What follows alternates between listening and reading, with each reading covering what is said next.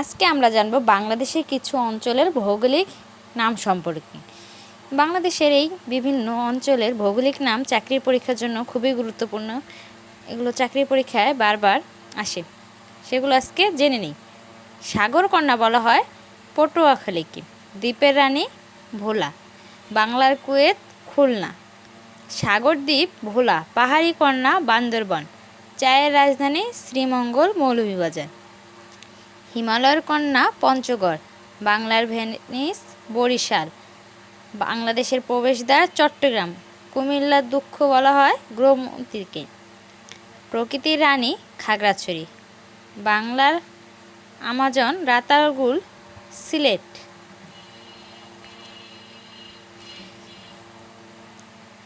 এই ভৌগোলিক নামগুলো আপনারা সবাই ভালো মতো মনে রাখবেন, তাহলে চাকরির পরীক্ষায় আসলে আর ভুল হওয়ার কোনো সম্ভাবনা থাকবে না।